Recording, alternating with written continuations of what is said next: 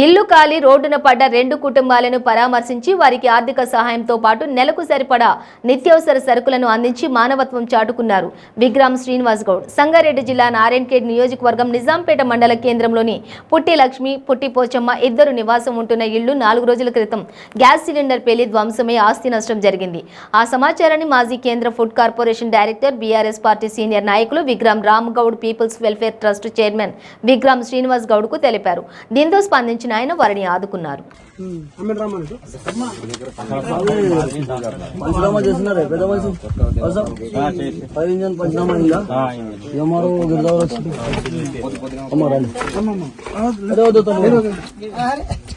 మా తల్లి సరే ఇక్కడ వచ్చాను అలా నిలబడి రాకొచ్చిన ఇంట్లో వెళ్ళలేరు.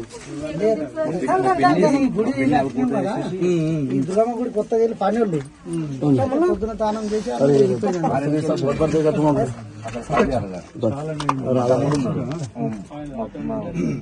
మా తమ్ముడు అప్పుడు గుడికాడికి వచ్చినాడు. రాగా మా తమ్ముడు ఏం చేసుకున్నాడు, పాలు తీసుకొని చాయ్ పెట్టుకుంటా అని చెప్పేసి మా తమ్ముడు అంతే.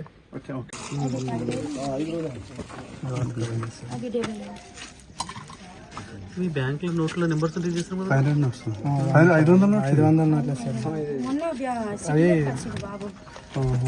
బయట కట్టేద్దామని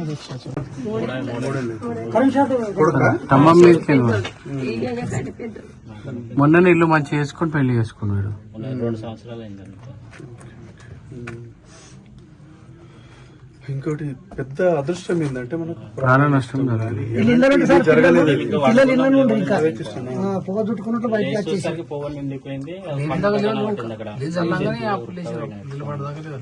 అది చాలా గ్యాస్ సిలిండర్